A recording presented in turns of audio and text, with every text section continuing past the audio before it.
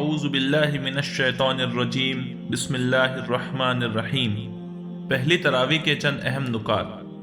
آج کی تراویح میں سوا پارہ پڑھا گیا جو دوسرے پارے کی چوتھائی پر ختم ہوا، یعنی سورہ بقرہ کی آیت نمبر 176 پر۔ پہلی سورہ سورہ فاتحہ ہے جسے ہم الحمد شریف بھی کہتے ہیں، اور یہ سورہ فاتحہ نماز کی ہر رکعت میں بھی پڑھی جاتی ہے۔ دراصل یہ ایک دعا ہے جو اللہ تعالیٰ نے ہر انسان کو سکھائی ہے جو اس کتاب کا مطالعہ شروع کر رہا ہے۔ اس میں سب سے پہلے اللہ کی اہم صفات، خصوصاً تمام جہانوں کے رب ہونے، سب سے زیادہ رحمان و رحیم ہونے اور ساتھ ساتھ انصاف کرنے والے کی حیثیت سے تعریف کی گئی ہے، اور اس کے احسانوں اور نعمتوں کا شکریہ بھی ادا کیا گیا ہے۔ پھر اپنی بندگی اور عاجزی کا اعتراف کرتے ہوئے اس سے زندگی کے معاملات میں سیدھے راستے کی ہدایت طلب کی گئی ہے، جو ہمیشہ سے اس کے انعام یافتہ اور معقول بندوں کو حاصل رہی ہے، اور جس سے صرف وہی لوگ محروم ہوتے ہیں جنہوں نے اس کے راستے کو چھوڑ دیا ہے یا اس کی کوئی پرواہ ہی نہیں کی ہے۔ دوسری سورہ بقرہ الف لام میم سے شروع ہوتی ہے۔ الف لام میم یہ حروف مقطعات کہلاتے ہیں۔ اس سورہ میں اس دعا کا جواب دیا گیا ہے کہ اللہ نے سیدھا راستہ بتانے کے لیے یہ کتاب اتاری ہے، اس میں کوئی شک و شبہ نہیں۔ پھر بتایا کہ اللہ کے نزدیک انسانوں کی 3 قسمیں ہیں۔ ایک وہ جو اس کتاب پر ایمان لائے اور اس کے احکام کی اطاعت کرے، یعنی نماز قائم کرے، اللہ کے راستے میں اپنا مال خرچ کرے، قرآن اور اس کے پہلے کی کتابوں پر ایمان لائے، اور جو کچھ اللہ اور اس کے رسول محمد صلی اللہ علیہ وسلم بتائے اس پر بھی ایمان لائے، خواہ وہ ظاہری حواس سے جانا جا سکے یا نہ جانا جا سکے، یعنی جنت و دوزخ، ملائکہ و آخرت، اور دوسرے اندیکھے غیبی حقائق جو اس کتاب میں بیان کیے گئے ہوں۔ یہ لوگ مومن ہیں اور یہی اس کتاب سے صحیح فائدہ اٹھا سکیں گے۔ دوسرے وہ ہیں جو اس کتاب کا ہٹ دھرمی سے انکار کرے، یہ کافر ہے۔ تیسری قسم کے لوگ وہ ہے جو معاشرتی دباؤ اور دنیاوی فائدوں کی خاطر اپنے آپ کو مسلمان کہتے ہیں، مگر دل سے اسلام کے قدروں کو نہیں مانتے، بلکہ اسلام کے باغیوں اور منکروں کی طرف جھکاؤ رکھتے ہیں۔ یہ دونوں گروہ اپنے کو دوہرے فائدے میں سمجھتے ہیں، حالانکہ سراسر نقصان میں ہے۔ اس کے بعد تمام انسانوں کو مخاطب کر کے انہیں قرآن پاک پر ایمان لانے کی دعوت دی گئی، اور کہا گیا کہ اپنے پیدا کرنے والے اور پرورش کرنے والے مالک کو آقا کی بندگی اختیار کرو۔ گمراہی کا سب سے بڑا سبب یہ بتایا گیا کہ جو لوگ اللہ کے کیے ہوئے عہد کو توڑ دیتے ہیں اور جن رشتوں کو باندھنے کا اللہ نے حکم دیا ہے انہیں کاٹتے ہیں، اور وہ کام کرتے ہیں جن سے انسان نیکی کی بجائے برائی کی طرف چل پڑتے ہیں، ایسے ہی لوگ حقیقت میں فسادی ہے اور ان کا ٹھکانہ جہنم ہے۔ پھر دنیا میں انسان کی اصل حیثیت کو واضح کیا گیا کہ اللہ تعالیٰ نے اسے اپنے خلیفے کی حیثیت سے پیدا کیا ہے، اور اس کو دنیا کی ہر چیز کے بارے میں ضروری علم، سمجھ اور صلاحیت عطا کر کے تمام مخلوقات پر فضیلت بخشی ہے۔ اس فضیلت کو فرشتوں اور ان کے ذریعے دوسری مخلوقات نے تسلیم کیا، مگر شیطان نے تکبر اور گھمنڈ میں آ کر اس کی فضیلت اور اطاعت سے انکار کر دیا، اس لیے اللہ کے یہاں دھتکارا گیا۔ پھر آدم اور حوا علیہ السلام کو جنت میں رکھنے کا ذکر ہے تاکہ معلوم ہو کہ اصل جگہ اولاد آدم کی وہی ہے، مگر شیطان کے فریب سے آگاہ کرنے کے لیے اللہ تعالیٰ نے آدم اور حوا کو آزمائش کے لیے ایک کام سے منع کیا، مگر دونوں شیطان کے بہکانے پر اللہ کے حکم کو بھلا بیٹھے اور وہ کام کر ڈالا جس سے منع کیا گیا تھا۔ اللہ نے شیطان اور حضرت آدم اور حوا تینوں کو دنیا میں بھیج دیا اور فرمایا کہ اللہ کی طرف سے بار بار اس کے رسول ہدایت لے کر آتے رہیں گے، جو اس ہدایت پر چلے گا وہی کامیاب ہو کر پھر اسی جگہ واپس آئے گا، اور جو انکار کرے گا وہ شیطان کے ساتھ جہنم کا ایندھن بنا دیا جائے گا۔ اس کے بعد اس وقت کے 2 بڑے مذہبی گروہ کی طرف توجہ دلائی گئی، یعنی یہودی اور عیسائی۔ انہیں قرآن سے پہلے تورات اور انجیل دی گئی تھی۔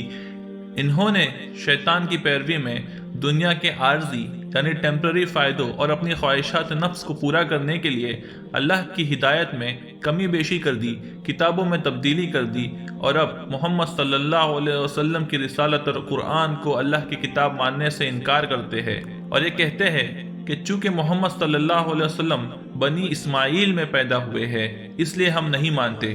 اگر بنی اسحاق میں پیدا ہوئے ہوتے تو ضرور مان لیتے۔ اس طرح ان لوگوں نے اللہ کے دین کو بھی نسل کا پابند بنا دیا،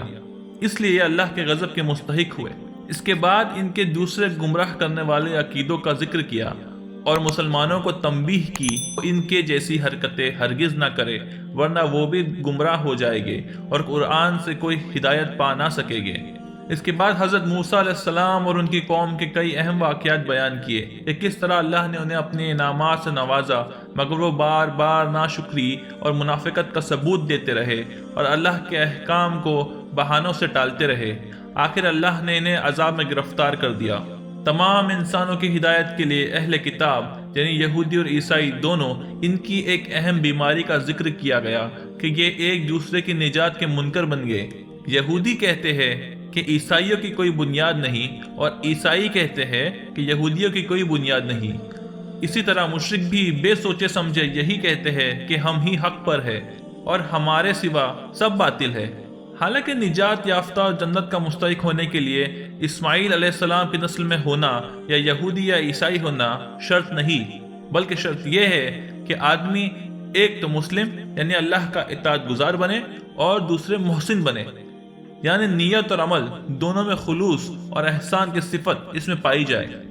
دین کو آبائی نسل سے وابستہ سمجھنے کی تردید کرتے ہوئے پورے زور سے فرمایا گیا کہ حضرت ابراہیم علیہ السلام اور اسماعیل علیہ السلام دونوں ہی اللہ کے پیغمبر تھے، اور حضرت ابراہیم علیہ السلام کو جو اعلیٰ مقام ملا تھا وہ نسل وراثت کی بنا پر نہیں ملا تھا، بلکہ اللہ نے مختلف امتحانوں میں ان کو ڈالا تھا، اور جب وہ ان میں کامیاب اترے تو تمام انسانوں کی امامت اور پیشوائی کا منصب انعام کے طور پر عطا فرمایا، اور آئندہ کے لیے بھی یہی قاعدہ مقرر کیا۔ یہ منصب وراثت میں نہیں بلکہ اس کے لائق ہونے کی شرط کے ساتھ ملے گا۔ اس موقع پر ان کے ہاتھوں کعبۃ اللہ کی تعمیر کا ذکر کیا اور بتایا کہ نبی کریم صلی اللہ علیہ وسلم ان کی اس موقع پر مانگی ہوئی دعا کا مظہر ہے، اور قیامت تک کے انسانوں کی ہدایت، تعلیم اور تزکیے کے لیے بھیجے گئے ہیں، اور اسی لیے اب بیت المقدس کی قبلے کی حیثیت ختم کی جاتی ہے اور کعبۃ اللہ کو قبلہ قرار دیا جاتا ہے۔ سورہ بقرہ کی آیت نمبر 152 سے 160 تک کہا گیا ہے کہ تم مجھے یاد کرو، میں تمہیں یاد رکھوں گا، تم میرا شکر ادا کرو، کفران نعمت نہ کرو۔ اے ایمان والو، صبر اور نماز سے مدد لو، اللہ صبر کرنے والوں کے ساتھ ہے، اور جو لوگ اللہ کی راہ میں مارے جائیں انہیں مردہ نہ کہو، ایسے لوگ تو حقیقت میں زندہ ہیں مگر تمہیں ان کی زندگی کا شعور نہیں ہوتا، اور ہم ضرور تمہیں خوف و خطر، فاقہ کشی، جان و مال کے نقصانات اور آمدنیوں کے گھاٹے میں مبتلا کر کے تمہاری آزمائش کریں گے۔ ان حالات میں جو لوگ صبر کرے انہیں خوشخبری دے دو، یہ وہ لوگ ہیں جب انہیں کوئی تکلیف پہنچتی ہے تو وہ کہتے ہیں کہ ہم اللہ ہی کے ہیں اور اللہ ہی کی طرف پلٹ کر ہمیں جانا ہے۔ ان پر ان کے رب کی طرف سے بڑی عنایات ہوگی، اسی کی رحمت ان پر سایہ کرے گی، اور ایسے ہی لوگ سیدھے راستے پر ہیں۔ جو لوگ ہماری نازل کی ہوئی روشن تعلیمات اور ہدایات کو چھپاتے ہیں، یقین جانو کہ اللہ ان پر لعنت کرتا ہے، اور تمام لعنت کرنے والے بھی ان پر لعنت بھیجتے ہیں۔ البتہ جو اس روش سے باز آ جائے اور اپنے طرز عمل کی اصلاح کر لے اور جو کچھ چھپاتے تھے اسے بیان کرنے لگے تو اللہ ان کو معاف کر دے گا، اور وہ بڑا درگزر کرنے والا اور رحم فرمانے والا ہے۔ اس کے بعد چوتھائی پارے کے ختم تک توحید کا مضمون بیان کیا گیا ہے جو دین کی اصل بنیاد ہے، یعنی سوائے اللہ کے کوئی الوہیت اور اللہ کی صفات نہیں رکھتا۔ وہ واحد ساری قوتوں کا مالک اور سارے خیر کا سرچشمہ ہے، اور پھر کائنات بنا کر کہیں کسی کونے میں بیٹھ نہیں گیا بلکہ اس کا انتظام خود چلا رہا ہے، اور جس طرح ساری کائنات ایک منظم و مربوط نظام کی تابع ہے، اسی طرح انسانوں کی ہدایت کے لیے اس نے اپنے احکام کا ایک نظام بنا دیا ہے اور اسے اپنے رسولوں اور کتابوں کے ذریعے انسانوں تک بھیجا ہے۔